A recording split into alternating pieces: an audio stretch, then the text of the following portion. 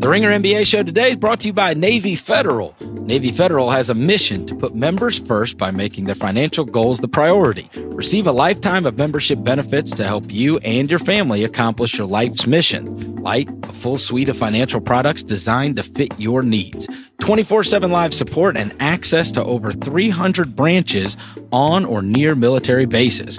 Visit NavyFederal.org for more information. Call 1-888-842-6328 or download the Navy Federal Credit Union app. Message and data rates may apply.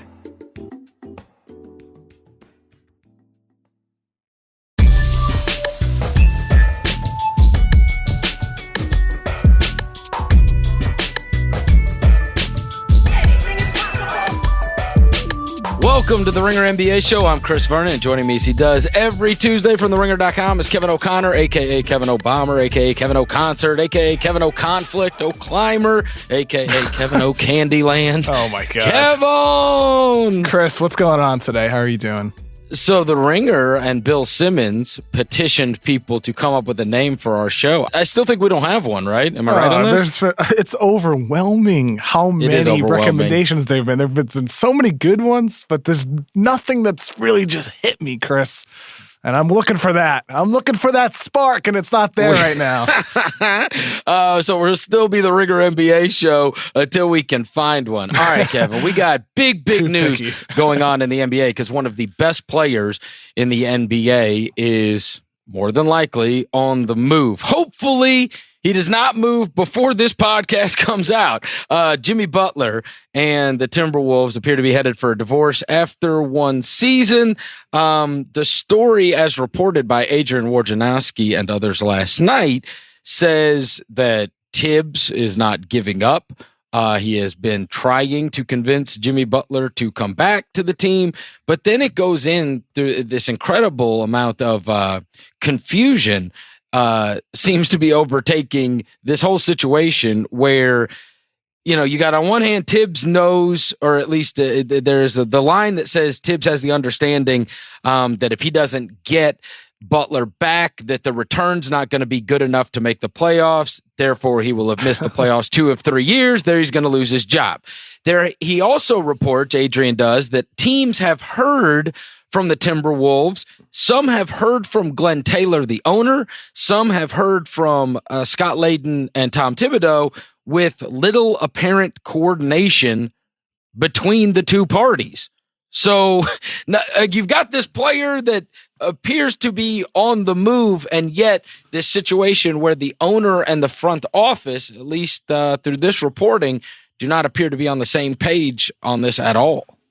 A couple days ago, Chris, I had a conversation with an NBA executive about this, and this was around the time where it first started breaking that Taylor was kind of taking control, right? And he said to me, he's like, if he's not leaning on Thibodeau and Layden, who's the people he's going to lean on for advice on like which players to look for, which players project, to be good players moving forward, which players should they be actually seeking out? And ultimately, it seems the past couple of days, it's just been passed back to Thibodeau and Layden, the two guys who originally forced Taylor to be like, you know what, we're trading Jimmy Butler. And I would imagine that this is incredibly confusing for not only everybody inside the Minnesota Timberwolves organization, but every other team that's trying to trade with Minnesota, as you stated. And the vibe I get, the sense I get from talking to executives is that right now, offers really aren't that good. And if you're Thibodeau and you're Layden, you're not going to make a deal unless you're getting something quality back. So while I initially thought, and maybe this will result by the time we finish recording or by the end of the day, I do wonder if maybe there's some benefit to holding off a little bit. Because right now it seems like offers are quite weak overall. Yeah, and then maybe they strengthen over time. That is what happened. Or get weaker. They could always get weaker too, and that's the risk.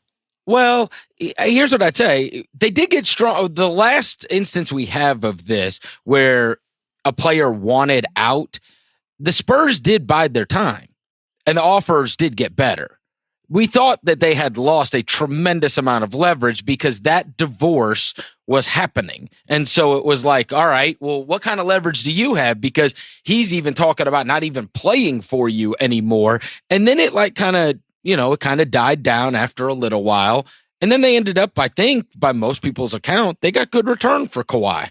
Yeah, it was a good return. And, there's still some conversation that maybe the offer from Toronto was better than what they ended up doing. But it was a solid deal for sure. And I think Minnesota can get something fine out of this, but of the three teams that it seems to perhaps be down to in the sweepstakes, wouldn't rule out anybody else, but the Nets, the Heat, and the Clippers, it's tough to put together a really appealing package. Is like an offer led by Karis LeVert really anything special from Brooklyn, if they even are willing to deal LeVert? And I've heard some, noise that they might not be willing to include LeVert in a Butler deal. Is a deal from Miami with Justice Winslow as the main young piece with, I don't know, the Dragic really that appealing for Minnesota? Is something, from the Clippers without Shai Gilgeous-Alexander, with Jerome Robinson and Tobias Harris really that appealing when Harris will be a free agent next summer? I don't know. I mean, there's really not anything out there that's realistic, at least, that's reasonable with what you could expect a deal to be, that, to me, makes sense for Jimmy Butler. But the problem is that he ain't coming back. Yeah, I still have Justice Winslow stock. I would Me too. Yeah, he would be the one of the players that you just mentioned as centerpieces for a deal. He would be the one I would want. I think Karis LeVert, he's really, really underrated.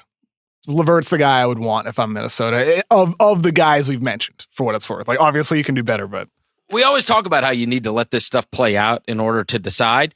Here's the question. Do you think that Minnesota will get a better return than Lauri Markkanen, Zach LaVine, and Chris Dunn? That's interesting, isn't it? I mean, I wonder. I mean, it could pan out better in the future, but at the time of the deal, no. I would be shocked if it were anything that came close to that. Yeah. Well, and the other thing is, right, those three lottery picks, Oh, I know. And we don't know, like, the book is certainly not written on the careers of any of those. We have who knows what they're all going to eventually become. We know that LaVine already got a massive, massive contract. We know that. And Lauri Markkanen made immense progress from his college season at Arizona to the end of his rookie season with the Chicago Bulls, and he's already added more muscle. He's due for a potential breakout season as a sophomore. Okay, we know the surface stuff, which is obviously that Jimmy Butler, Karl Towns didn't get along. Jimmy Butler did not think very highly of Wiggins and Towns. We have seen that even become public. And I do wonder, so it's probably just as simple as that they butted heads, but it is rather unbelievable. There have been times throughout NBA history that you put a team together and they don't have success because the chemistry is bad. And so it comes to an inevitable end. In this particular case, Kevin, if Jimmy Butler does not get hurt last year, the rate at which they were winning would have been good enough to make them the 3 seed in the Western Conference. So that's what's kind of crazy about it to me. It's not like the lack of relationships or the butting of the heads or whatever necessarily cost them winning games. This team had success. I know the way it played out and that they're scratching and clawing to make the playoffs in the end.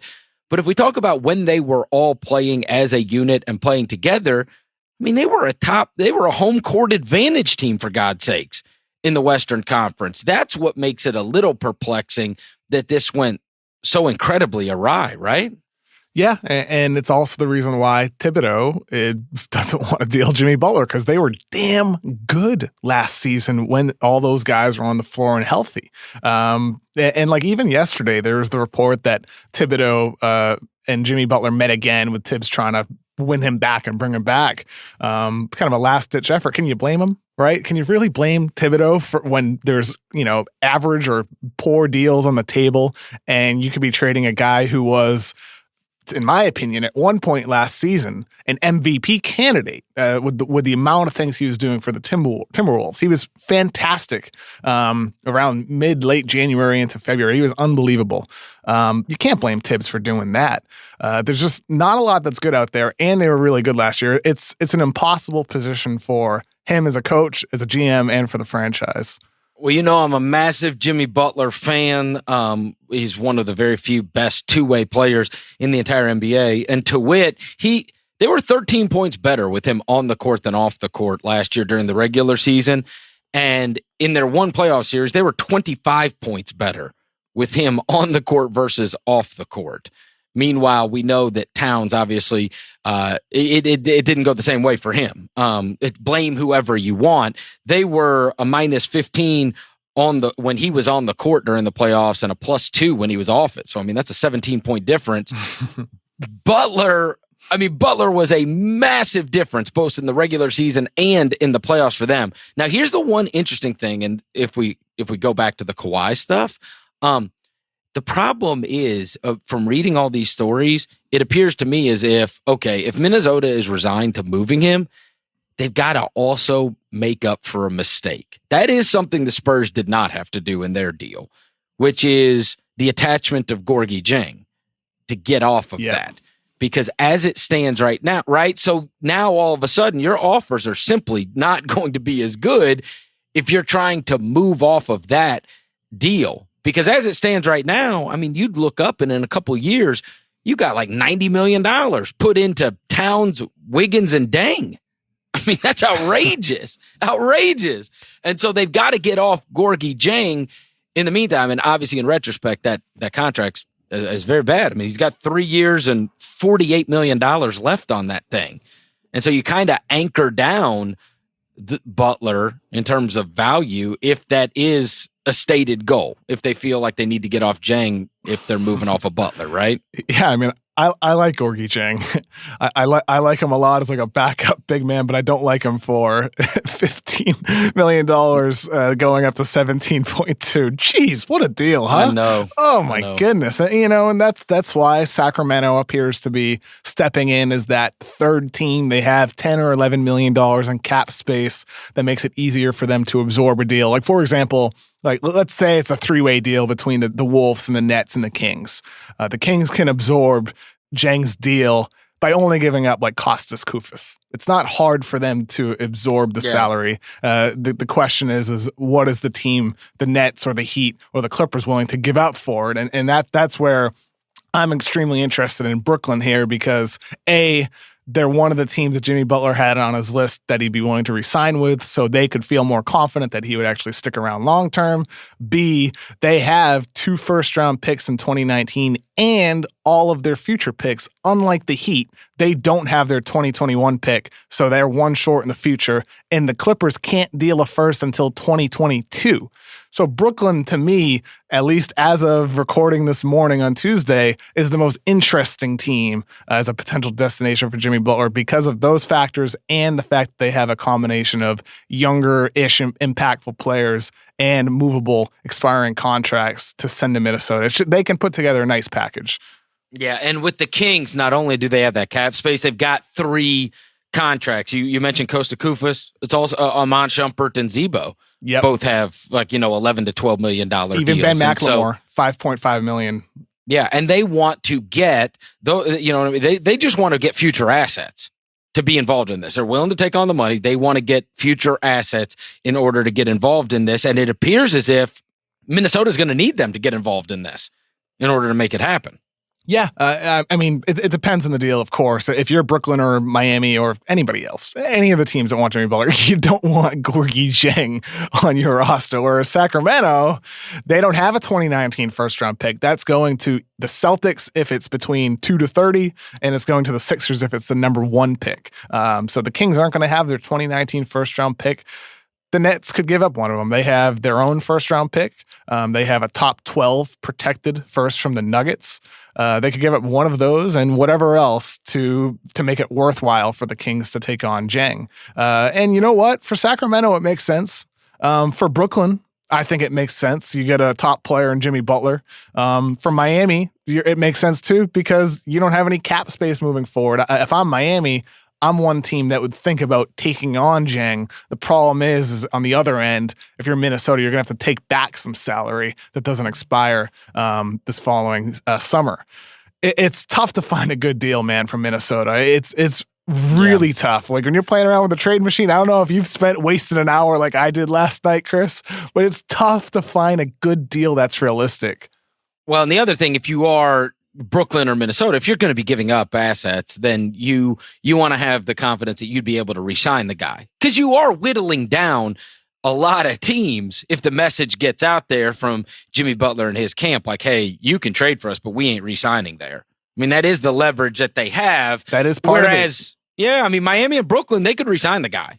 I don't think anybody would think that they were just making a 1 year. They were giving up whatever they were giving up to only have him for a year.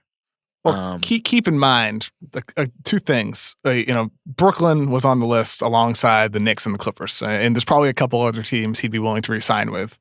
Don't know about Miami. Maybe he is, maybe it isn't. But one of the things I heard is that Butler and his circle have continued to reiterate the three teams that he originally gave as in places he'd be willing to resign. And if that's the case, if you're Miami or you're any of these other teams that can theoretically put together a package, the Milwaukee Bucks, Toronto Raptors, whoever else, you got to be feeling a little bit pessimistic and bringing the guy in terms of keeping him long term. And again, like that's one of those factors where I lean back towards the Nets and the Clippers as teams that just make more sense for the team Butler will end up on. Well, truth be told, in the end, money talks, and we all thought that when Oklahoma City made the deal for Paul George, that was going to be a 1 year deal. And I think right now, if we went back in time to when Kawhi first was attained by the Raptors to as of right now, I think the percentage would go up significantly on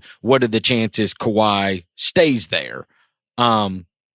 And so we have had two teams attain monster players over the course of the last, year where Paul George did extend in Oklahoma City and Kawhi Leonard, who knows now? I mean, I don't think that people are out there, at least of right now, saying it's a foregone conclusion. He's leaving Toronto at the end of the season. We don't know. Right? He might extend there, after the season's over. It's totally possible. I mean, in the end, you're passing up a lot of money to go elsewhere. And most of these guys don't want to do that. Sure. Some guys, this sounds silly, but some guys stay, some guys leave. Yep. And like, you really don't know what you're getting yourself into unless you do. And right now, indications are that Jimmy Butler prefers to be on one of those teams in LA or New York. And he doesn't want to be anywhere else. And maybe after a year he would be willing to, but as of now, I wouldn't feel too confident if I'm one of those other teams. Okay. I was thinking about this last night. I have a hard time. Well, obviously in the East, there's a hard time. Outside of Atlanta, probably Orlando. Like, what teams do you think could attain Jimmy Butler and not be playoff teams? That if you put Jimmy, and now let's just say, and we're not counting in return. Let's act like they're not giving up whoever their best players are right now, but they're giving up future assets and whatever in order to attain him. I think he makes a lot of these teams playoff teams. Seriously. Yeah, I mean, the East stinks, at least towards the bottom. Like at the top, you have Toronto and Boston and Philadelphia, and even Indiana is going to take a step up this year. Like Milwaukee, if Giannis continues improving, there's some really strong teams at the top, but those last couple spots in the East, they're really up for grabs. If a team emerges or acquires a star player, a young player makes the jump, if Lauri Markkanen turns into a superstar, who knows, right? Okay, well, how about this, Kev? Let me stop you right there. Brooklyn won 28 games. That's the team that you have talked about as a possibility for Jimmy Butler. Do you think Jimmy Butler turns Brooklyn from a 28-win team that this year they could become a playoff team? I think they'd be in the playoffs, yeah. One factor, keep in mind, Butler's health. Butler has only played over 70 games twice in his career. If he manages to stick in his typical 60-ish, amount of games played. I think that propels them into the playoffs when you factor in the improvement from young players. Jared Allen, a really good rim running center. Rondé Hollis-Jefferson, kind of a do-it-all guy. And Karis LeVert, like I said, if they're able to get Butler without giving up LeVert, I would expect LeVert to continue improving as one of those playmaking, versatile, switchy wings. Joe Harris back, DeMarie Carroll, older and grittier. We'll see what they give up if a deal were to happen, but I do think Butler puts them at least on the 6, 7, 8 seed, bubble, right? It's who knows who makes it, but I think they're right there, and they would end up going into the playoffs with Jimmy Butler. How about you, Chris? Do you think they go in, or is this too fast for Brooklyn? I think Jimmy Butler is one of the best players in the league. Yes, I do. That's what I said. Where would you rank Jimmy Butler? I realize this is a tough question to answer, like without a list of players, but like, where do you think you would rank Butler on your top player list?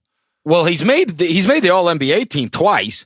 Right. So, he's made All NBA. I certainly think that I would not get past 15. No way. I think I would have him about 15. Yeah. I would not get past 15. And I think it's possible. Because listen, I love two-way guys, and I love guys that those kind of guys you want in your foxhole when playoff time, baby, grit and grind. I like tough guys. I don't like soft guys, and I like guys that I think when the going gets tough, what's gonna happen? Do I want them on my side? And Jimmy Butler checks every box. You are such a Grizzlies fan. Well, no, the way it has worked. Do you have grit and grind tattooed on you, Chris? This has been always my favorite teams. I just don't like sissies. I never have. I've never liked playing with them when I played sports growing up. I just listen, there are guys that either you care about winning and you're willing to do whatever it takes, or you care about the way you look, or you care about the stats that you put up on the stat sheet, or whatever else. Jimmy Butler is a dog.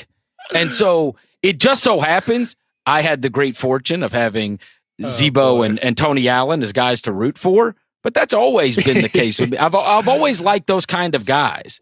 I've always liked tough guys. I've always liked guys that play hard.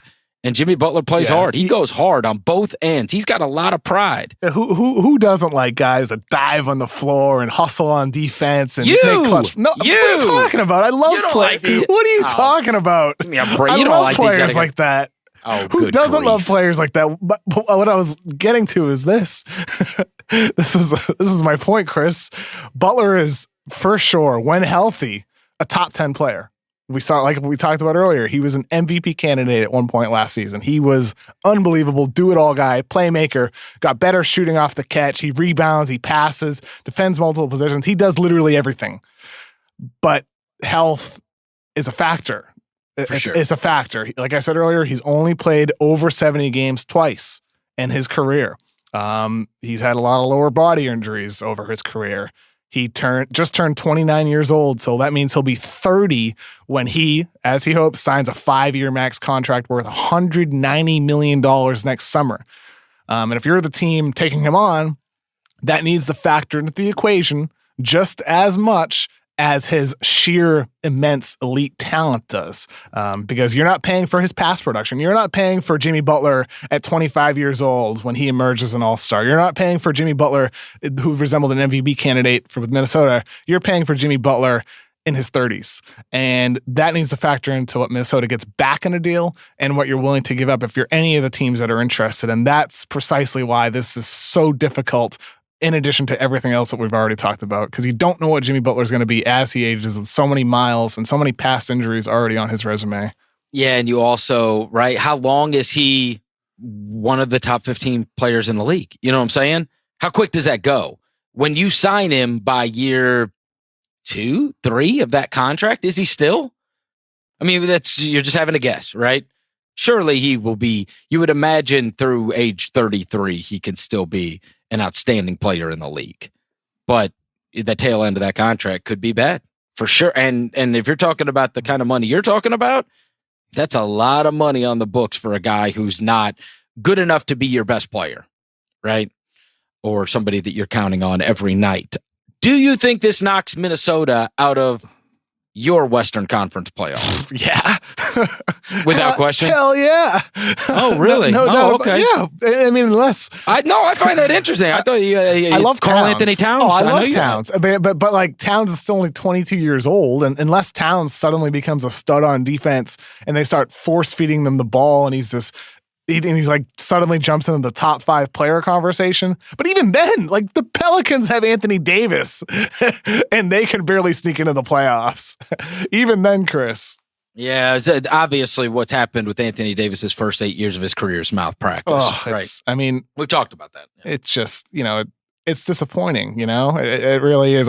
Anthony Davis, not to go on a side tangent here about Anthony Davis, but boy, like I really, really wish he was appreciated by more casual fans. Like listeners of the show know how amazing Anthony Davis is, but I really wish like everybody that likes basketball understood and appreciated how fantastic of a talent he is. Maybe we'll see it someday now they signed with a new agency. Well, and by virtue of playing on the team that he has played in the market that he has played in, he's just not on national television. Yeah, he's just not, right? So, I mean, that is how you become a star. You know, people get to watch you play.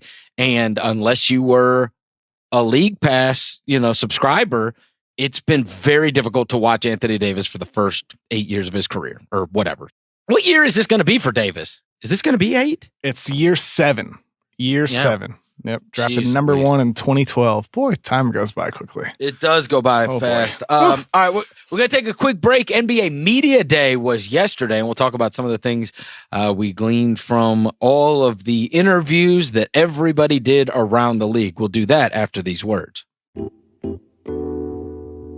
Ringer NBA Show brought to you today by Audible.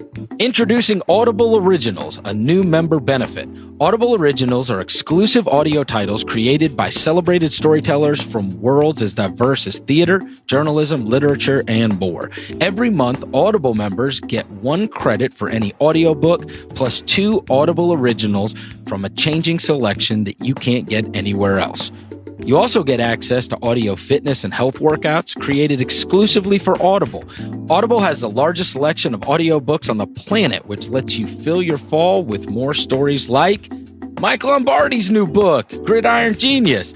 Listening with Audible lets you get more books in your life because with the free Audible app, you can enjoy them anytime, anywhere, at home, at the gym, while commuting, or doing chores. Plus, your books are yours to keep. With Audible, you can go back and re-listen anytime, even if you cancel your membership. Get your first audiobook free and choose 2 titles from the curated list of Audible Originals when you try Audible for 30 days. Visit audible.com/NBA or text NBA to 500-500. That's Audible, AUDIBLE.com/NBA or text NBA to 500-500. The Ringer NBA Show also brought to you by Casper. Casper is a sleep brand that continues to revolutionize its line of products to create an exceptionally comfortable sleep experience one night at a time.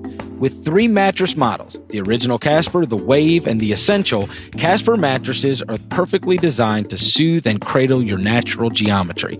Not to mention, the breathable design helps you sleep cool and regulate your body temperature throughout the night. And it's delivered right to your door in a small, how do they do that, size box, with free shipping and returns in the US and Canada. But the best part is you can be sure of your purchase with Casper's 100-night risk-free Sleep On It trial. After all, you spend 1/3 of your life sleeping, so you should be comfortable. And right now, you can get $50 towards select mattresses by visiting Casper.com/NBA and using NBA at checkout. That's Casper.com/NBA. Offer code NBA for $50 off your mattress purchase. Terms and conditions apply. All right, Kevin, NBA Media Day was yesterday, and all of the players around the league did a ton of interviews. Who would have ever guessed? I figured that there would be big news out of L.A., though there wasn't necessarily big news out of L.A. Figured there'd be stuff coming out of Boston, etc. What I did not expect was for Kawhi Leonard laughing to take over the internet yesterday, and it did tenfold yesterday. And it is quite strange that I feel like 99% of all people that saw that was the first time they ever heard Kawhi Leonard laugh. And that's the first time I ever heard him laugh. Same with you, right? There's I think a old Spurs clip of him laughing, but that's the only other time that I can recall. But this was the best laugh I've heard from Kawhi. It was a fantastic laugh, wasn't it? It is a great laugh. You know what? I wish he would laugh more because he strikes me as the kind of guy, and everybody's got friends like this. When they laugh, it's just infectious. Like when they laugh, like there's no way Some to would not say laugh. It's scary. Huh? Scary? Some would say it was scary, just judging from all the commentary I saw on Twitter and whatnot yesterday. No, it does not strike me as, it tickles me. I mean, I think me too. I think it. When I see it, I laugh. Me too. Because the idea of him thinking something is funny, and it wasn't even like something particularly funny, and yet there he was getting tickled by it, and so that makes me laugh. I feel like he has a very infectious laugh to me. That's my opinion. The NBA is so weird that we're talking about Kawhi Leonard, who last time he was I didn't healthy. expect that to be taking over. I mean, it's just it's so great that this is a thing. Did you see the video I put together yesterday, Chris? So you see that's where the trouble began. That smile, that damn smile. Did you see that clip? Yes, I did. I'm like, I feel like a kid coming home getting an A on a paper he expected to get an F on. Like, I'm proud of that video that I made. Like, I feel like it took me only like 10 minutes to put together, but like, I feel good about it. I never feel good about my tweets, but that tweet I feel good about. Oh, you had to feel good about the Tony Parker tweet to Shea Serrano yesterday. I mean, that was okay. Come on, that was hilarious. I don't know. Shea, it's easy to poke fun at Shea. Yeah, I suppose. I mean, he would say it's also easy to poke fun at me. I'm gonna tell you this: Tony Parker wearing a Hornets uniform was incredibly strange. Oh my God. It just feels all wrong, doesn't it? Jeez. It really does. It feels all wrong. We talked about editing video. That looked like a photoshopped image. I know. This is weird. It is weird. Like, he is one of the very few guys that if you were going to put your money down, that guy retires in that uniform. I mean, he's at the very, very top of the list. I just saw no scenario in which he wouldn't retire a Spur, especially given his circumstance in life regarding his willingness to be a bench guy. I mean, hell, Tony Parker's an elder statesman there. He's like on the friggin' Mount Rushmore, and DeJounte Murray was starting over him, and he had just kind of gone into that role. And so it wasn't like that was an issue. It wasn't like, oh, I've been with this franchise, because you see this, right? They don't view me as a starter anymore, so I'm going somewhere else. He had already come to terms with the fact he's a bench guy. It was part of it, though. It was, he mentioned sometime this summer that the Hornets were able to promise him more of a role and gave him more money, whereas the Spurs, I think it's very possible that he would have just been plastered on the bench behind not just DeJounte Murray, but also Patty Mills. Maybe so. You might be right about that. I mean, obviously he's not going to be he's coming off the bench behind Kemba Walker. Exactly. You're right. And that's why I wonder if maybe like that Hornets role, because Tony Parker's really not that good anymore. If he ends up seeing his playing time dwindle even in Charlotte, just because somebody told you that they're going to give you something doesn't mean that they are. Yep.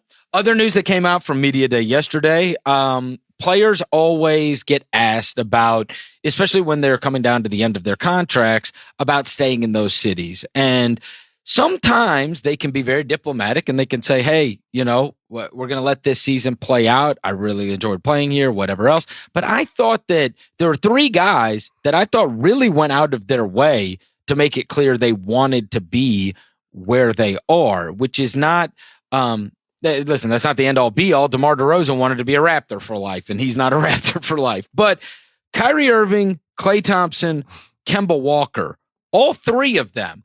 And Thompson and Kyrie are obviously both been in great situations and obviously currently are in great situations. I was a little surprised that Kemba, I wouldn't have expected him to necessarily, kind of not, I don't want to say draw a line in the sand, but just talk about, extensively how much he loves being a Hornet.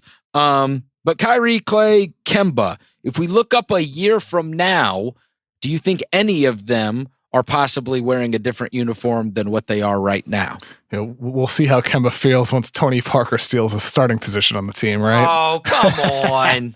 Come on. I mean, look, with Kemba, like, it still applies. I mean, we'll see how he feels at the end of the season. If the Charlotte Hornets make the playoffs or not, if the continual dwindling in the middle, who knows how he feels. But I could absolutely see him resigning there. Thompson and Kyrie? I bet they both stay. All right. LaMarcus Aldridge says the Spurs are going to be a better team this year than they were last year. Do you buy it? Yeah. Because they have DeMar DeRozan, and last year they only had 9 games of an unhealthy Kawhi Leonard. I forget what the over-under was for the Spurs. I think Vegas had it set at like 42.5. I'd be slamming the over on the Spurs. They don't have a bad team by any means. They really don't. They certainly don't. They have lost that quote leadership, right, with Ginobili and Parker and guys that have been there for. Well, it does matter though, Kevin. It does. I know. It does matter, but they also still have Greg Popovich. They still have that infrastructure from the ownership down to the coaching staff. They still have good guys, good people on their team. They still have veteran presences. They still have high character younger guys. They lost Ginobili to retirement and Tony Parker to the Hornets, but they still have good people on their team. I don't think leadership would be as much of an issue. Well, we will see. I don't know who's going to be the guy. Are you with me on the over for them? Yeah, I see 43.5. That's as of August. Would you take the over on the Spurs or under? I think that I view them a lot like I do the Patriots. Like, holler at me when they're bad. Like, I'll just keep waiting until. But I mean, we look up every year, and it feels like we've done this for so many years, and this is going to be the year that they're finally not good, and then of course they're good. And hell, they lost Kawhi Leonard for the whole damn season last year, and they were still good. So, yeah. They won 47 games with Kawhi playing only 9 of them. And in those 9 games, Kawhi wasn't even typical Kawhi. And now they added DeMar DeRozan, who has gotten better every season of his career. And now he's going to be in a system that could enhance him even more. LaMarcus Aldridge is still an all-NBA talent. Pau Gasol is somehow still chugging along, somehow. Jakob Poeltl, a young, nice backup big man. DeJounte Murray getting better. They have some good players on their team, man. I think they went over 43.5. And the weirdest thing last year was they were terrible on the road. I mean, they won 14 out of 41 games. 14. They were 33-8 at home and 14-27 on the road. They had such a strange season last year. They really did. That's going to be the biggest differential in the NBA from last year, right? Got to be. Has to be, right? Yeah. I mean, in terms of, because to be that good at home and that poor on the road. Yeah, I mean, you will see. Just from a quick glance, you can tell. Yeah, I mean, you see teams that are, you would always think that this is the kind of thing that could hurt Denver, could hurt Utah, right? Because of their advantage that they have at home. But both of those teams, I guess the Nuggets had a losing record on the road. They were 15-26. Yeah, they're the only other team that really comes close from what I can tell. Yeah, they were 31-10 at home. Speaking of the Denver Nuggets, what a perfect segue. You're a pro, Chris. I thought this was interesting. Mike Malone said that he went on and on about Gary Harris as an emerging star and said he thought he was one of the best two-way players in the league. I like Harris, another guy who's been a little buried in terms of publicity, opportunity for people to get to see him play over the years. I would venture to say that Jokic has certainly gotten a lot more attention as the young guy on that team that is a future all-star. But what about Gary Harris? Do you buy Gary Harris as a star? Do you think Gary Harris is going to become an NBA all-star?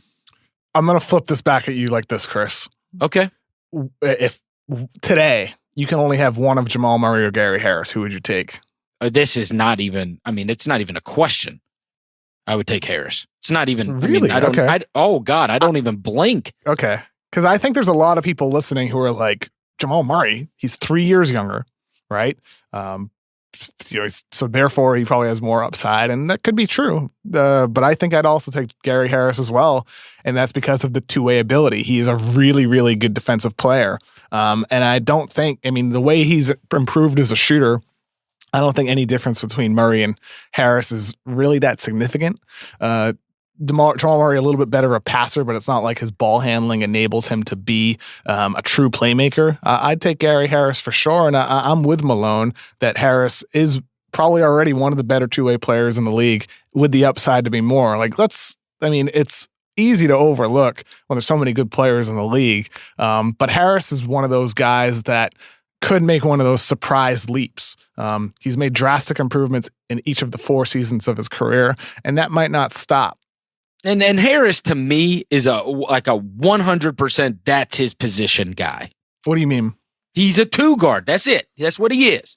On offense, yeah, but on defense, he's switchy and versatile, and 100%. Yes, and he's one of those guys you like, grit and grind. He's got the dog in him. Yes, I like Gary Harris. And so does Jamal Murray. To be fair, right? It's just Jamal Murray, I don't think, has the same defensive ability that Gary Harris does. So that grit and grind that Jamal Murray might not have doesn't manifest in the way it does for Gary Harris. Not to knock Jamal Murray; he's a really good young player for what it's worth. I just prefer Gary Harris's two-way ability.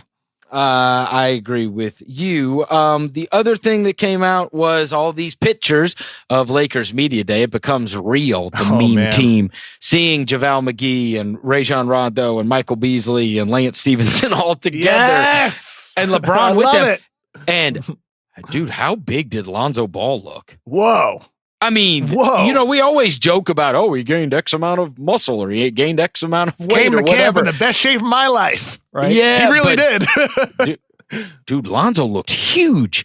He's standing next to LeBron in those pictures, and I was like, damn.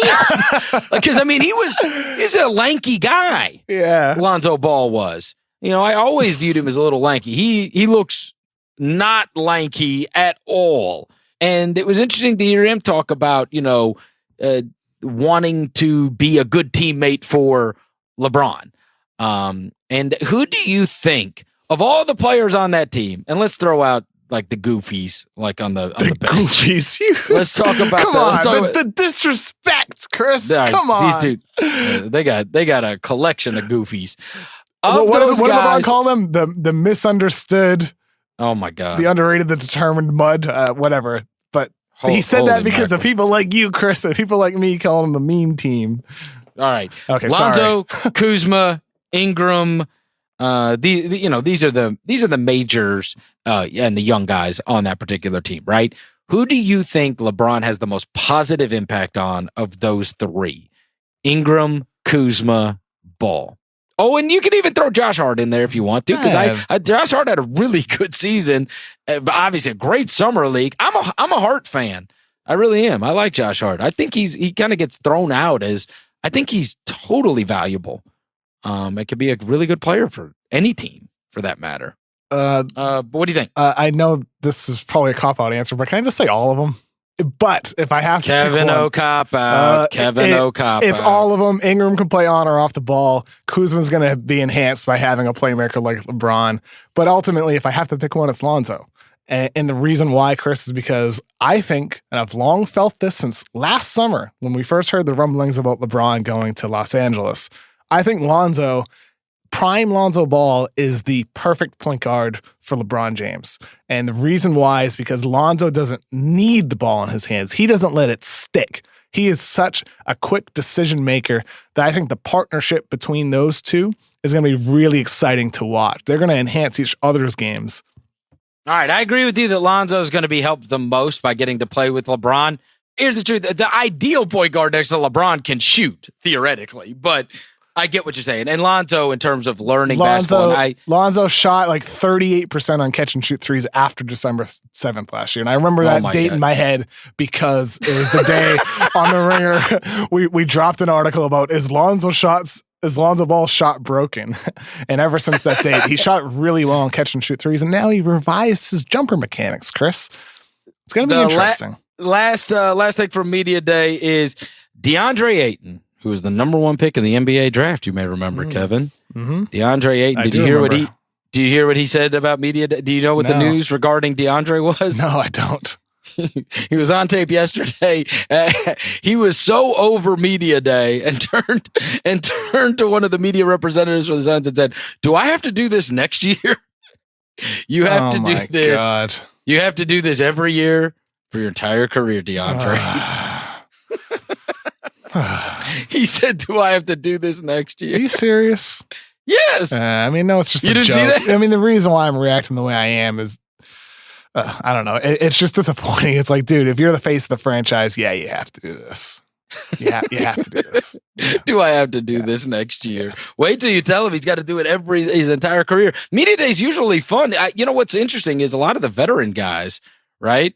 A lot of the veteran guys end up having more fun with it as the years go on than the younger guys, I think, right?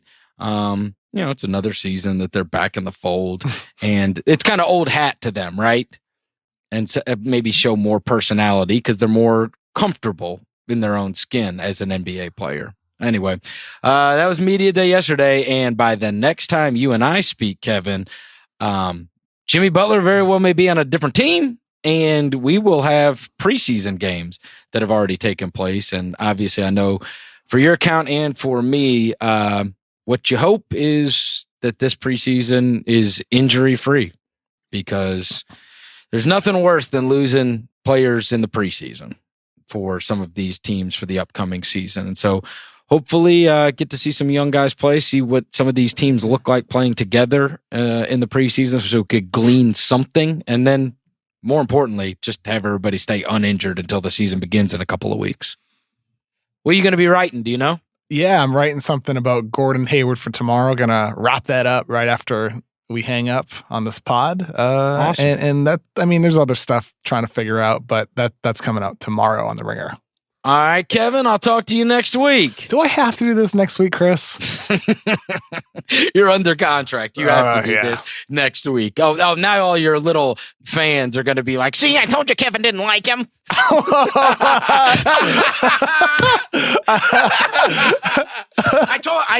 I could tell Kevin doesn't like him. I love you, Chris. I know. It's true. It's true. Like, waking up every Tuesday morning, it's like an exciting feeling knowing that we're going to be chatting hoops. I look forward to it every Tuesday. We will be back next Tuesday, now weekly. So we will be back every Tuesday through the NBA season and the NBA Finals. Let's go! Thanks for listening. Go give us a rating and review on iTunes, and we will talk to you next week.